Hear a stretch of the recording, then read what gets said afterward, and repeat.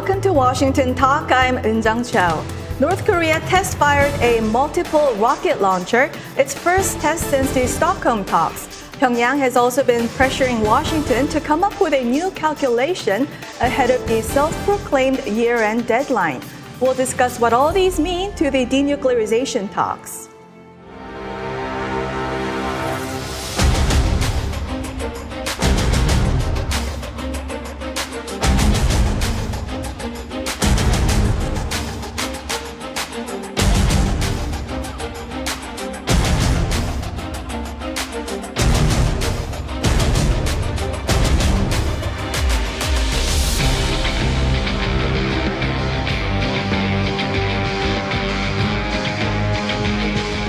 미국은 그동안 유연한 접근과 새로운 방법, 창발적인 해결책을 시사하며 기대감을 한껏 부풀게 하였으나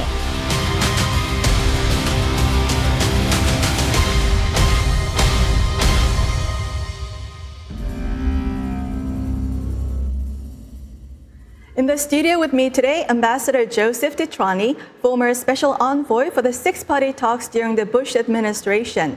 Ambassador DeTrani also served as the director of the National Counterproliferation Center.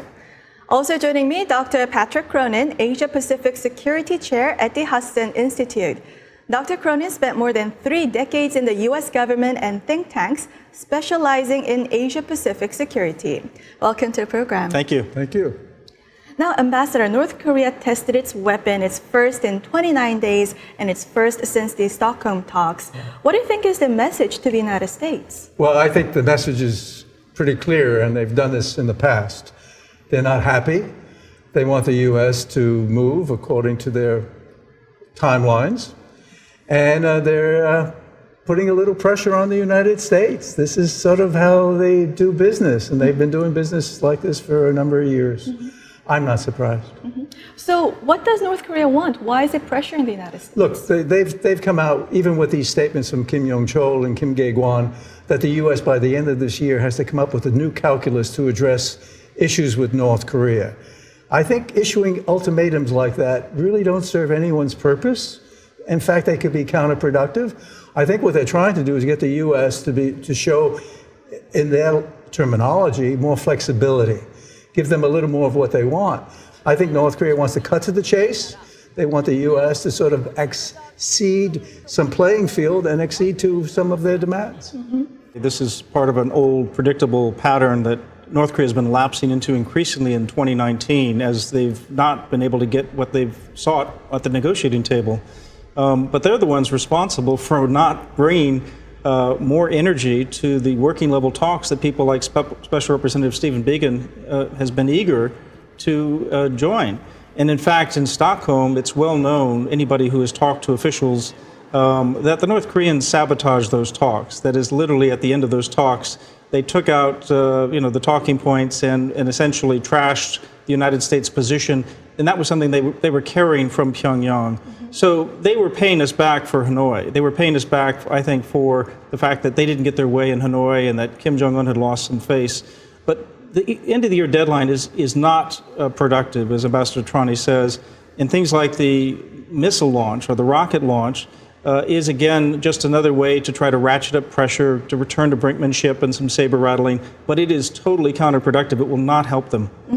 And Ambassador DeTrani, you dealt with the North Koreans. You negotiated with them for 13 years. So them doing these missile launches and giving ultimatums, is this a show of weakness or strength? Or is North Korea growing anxious? Well, I think they're growing anxious. I don't think it's a show of strength. I wouldn't say it's a show of weakness either. It's simply the way they do business. We have to understand, and I think we have, and certainly during the six-party talks, before we would go into plenary session meetings, they would launch a short-range ballistic missile, and you say, well, why'd you do that? Well, they say, well, they're showing the United States, South Korea, the world, that they are not sort of under the thumb of the United States, that they have capabilities, and they're improving those capabilities. For some reason, I don't understand this too well, but for some reason, North Korea thinks these summits would sort of preclude the necessity to go through working level negotiations. Well, no, these are complex issues. This requires a lot of hard work. You don't do it at summits. You do it at working level negotiations. And Dr. Cronin, International Trade Center data shows that North Korea's exports have plummeted by 90%. It was $3 billion in 2015, but $300 million in 2018. So do you think North Korea's current behavior and actions is a show of that it is hurting economically because of the sanctions and it wants the sanctions removed? Well, we've long heard stories about how much North Korea is being hurt by sanctions. I think one thing is clear, and that's Kim Jong-un would like sanctions relief. But that's different from saying that they're hurting so much that they're rushing toward some kind of deal or rushing away from a deal. I think it's important to say that North Korea is simply looking for the best deal they can get without giving up much. And Ambassador DeTrani is right. It needs pick and shovel work. That is, it needs real expertise, sitting around the table, painstaking work. And I fear right now that Chairman Kim will probably disrupt these talks and want another summit in order to break the deadlock. But that, unfortunately, is not going to get us the kind of detailed agreement that will be sustainable. North Korea is constantly asking the United States to change its calculus. But looking at the previous negotiations so far, do you think U.S. is willing to change its calculus at this point? I agree with Dr. Cronin. The summit that we had in Singapore came up with 4 points, major points, and that was I consider a Singapore joint statement. So there is a basis for having negotiations at the working level. That should be the calculus for moving on that. Now there are issues beyond those 4 points, obviously. We talked about sanctions, and they want those sanctions lifted. They want security assurances, there's no question about that. But also economic development assistance. So if those are the extra elements, if you will, to change the calculus to include actions for actions, economic development assistance, and so forth, that's to be articulated during working level negotiations. That's why you have these negotiations. And Dr. Cronin, after the year-end deadline, some experts say North Korea may even go for nuclear testing and ICBM testing. How far do you think North Korea will go? Well, the self-imposed deadline announced by North Korea isn't being taken too seriously, I think, in the United States. But yes, the United States will probably see North Korea go back to resuming nuclear tests and ICBM launch tests. And that's because the moratorium that they have voluntarily agreed to since the end of 2017, essentially, is the thing that they can now relinquish in the absence of progress on talks. But I don't think the United States is going to go back to fire and fury. I think the United States should be moving right now to just strengthen its deterrence posture, to strengthen its alliance posture, while keeping open the door to diplomacy and not overreacting to the fact that North Korea's systems can be built, but they can't actually be used. And Ambassador, since there's no progress in the denuclearization talks, there are growing calls for an interim deal with North Korea. And you recently said that the United States should be resolute in going after the complete denuclearization. Yes. So what do you make of this idea of interim deal with North Korea? I've always been opposed to, if you will, a freeze approach as a step towards ultimately reaching complete verifiable denuclearization. I say that because I think we could be stuck with just a freeze and not a comprehensive agreement. Look, obviously you have to halt the programs before you start moving towards dismantling programs and providing economic assistance and moving towards a normal relationship with the liaison officers, with the peace treaty, etc. But there needs to be a comprehensive agreement so you know what the end state looks like. And the process to get to the end state, starting with a halt, not a freeze, a halt, let's say to Yongbyon, and then moving accordingly to include highly enriched uranium and everything. But in a process of actions for actions, simultaneous actions, commitments for commitments, where when North Korea moves towards dismantlement, they get the benefits, whether it's a liaison office, whether it's a peace treaty, whether it's lifting of certain sanctions. That's a comprehensive agreement. And you can achieve that, as we did in the six-party process, through working level negotiations. So I think a freeze is kind of like an easy thing to do. Easy in the sense that, oh, yes, it's to be a freeze. But what about the rest? What about a comprehensive approach? Right. And that's what I think we need. Yes, on that point, Dr. Cronin, what do you make of the interim deal? Well, I think we've had a year and a half almost since Singapore, and we've seen so little progress that I cannot be optimistic that we're going to reach any kind of deal whatsoever. I think we need to sort of stop emphasizing the diplomacy from the U.S. perspective and from the U.S.-ROK and U.S.-Japan perspective, and start emphasizing the things we can work on, which is strengthening our defense posture again. We can deter North Korea. The door is going to be open. Stephen Biegun, the president, they're going to keep the door open to diplomacy. But why wait for something that's not coming from North Korea? If they can surprise us and come back with something, great. But otherwise, let's just strengthen our defense posture. And Dr. Cronin, you mentioned Special Representative Biegun. He just got promoted to Deputy Secretary of State. Does this show that President Trump prioritizes North Korea issues so much? Well, it's clearly one of President Trump's signature foreign policy issues. There's no doubt the fact that he's the first president to meet with a North Korean leader and to have done so 2.5 times, I suppose, in terms of summit meetings. I think it also, though, speaks very highly of Stephen Biegun's ability. He's an extraordinary foreign policy professional, very hard worker, smart. He's perfectly suited to being a Deputy Secretary of State or one day Secretary of State.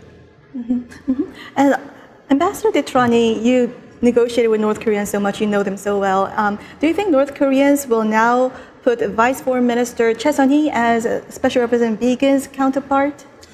I think that would be good. She knows the U.S. well.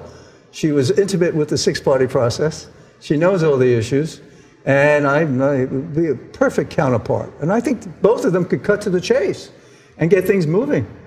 And both have access to the ultimate leader, right? And Dr. Cronin, the House just started formally the process to impeach President Trump. How would this impeachment process influence the denuclearization talks? Well, it's very hard to say, but obviously if the United States becomes mired in domestic dispute, if this continues to be a highly polarized environment and focused only on internal domestic issues and the 2020 election as well, we'll be distracted. And I think it could invite miscalculation on the part of North Korea or other actors. So I worry about a big distraction, frankly, because whether the president is President Trump or somebody else, our enduring interests will continue in terms of both working with South Korea, Japan, and others, but also trying to manage down the problem, the security problem of North Korea. Oh, well, hopefully it doesn't interfere. But there's no question about it. It takes a lot of energy. It takes a lot of time away. But as Dr. Cronin said, our president is committed. So he's personally invested in this. And you know, it's a wise investment, because unless we peacefully resolve issues with North Korea, it's not only a question of peace on the Korean Peninsula, it's a question of a peace architecture for the whole of Northeast Asia.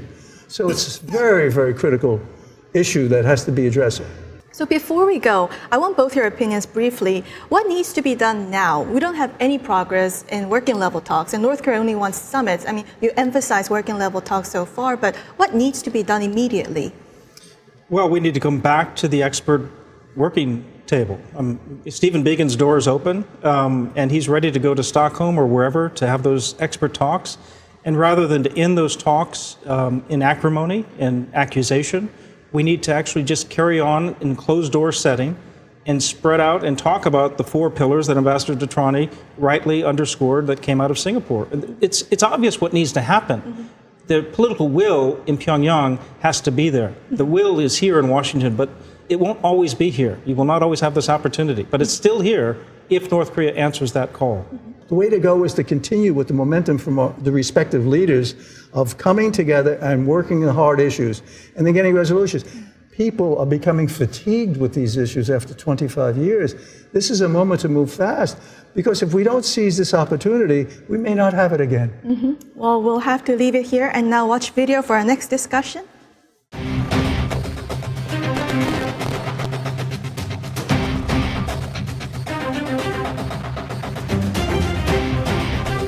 Something that's important to the president, but I think this administration has been more aggressive in trying to pursue equitable burden sharing.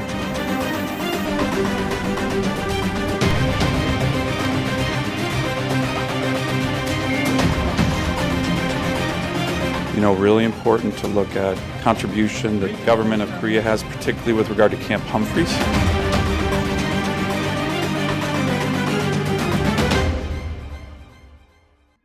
The second round of U.S. RRK Special Measures Agreement on Defense Cost-Sharing negotiations was held from October 22nd to 24th. The U.S. is urging South Korea to contribute more of its fair share. So, Dr. Cronin, reportedly, the United States is asking South Korea to shoulder $5 billion US dollars, which is 5 times the previous amount. And in former Defense Secretary Mattis's speechwriter's memoir, Holding the Line, in that book, President Trump early in his term wanted South Korea to shoulder $60 billion US dollars a year. So what do you think is the fair share for South Korea to shoulder?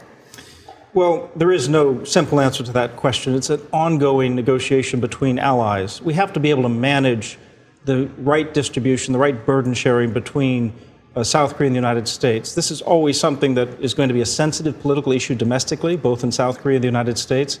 I think what's interesting here is how much more the United States is asking for all of a sudden. And I think that sharp increase is probably too much of an ask on any democratic government and ally.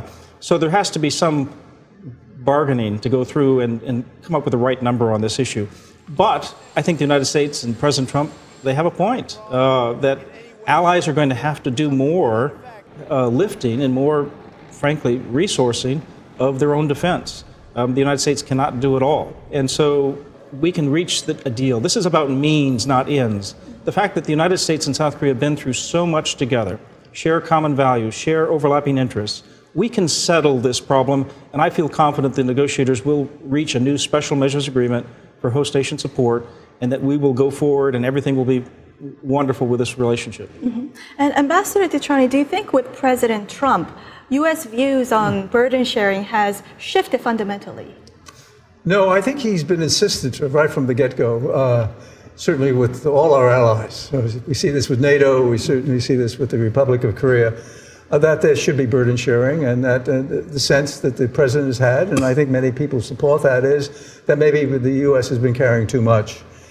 So that's what negotiations are about. Certainly with our friends and our allies, that's what we need to talk about. Whether it's 800 million or 1 billion or 5 billion or 62 billion, I think the Republic of Korea, from my exposure, has been very forthcoming and has looked for that common ground with the U.S. So I think negotiations with the Republic of Korea will be successful on this issue here, because there are other overarching issues that are extremely important and even not possibly, but indeed more important than burden sharing per se, and that's bringing peace to the Korean Peninsula. Mm-hmm.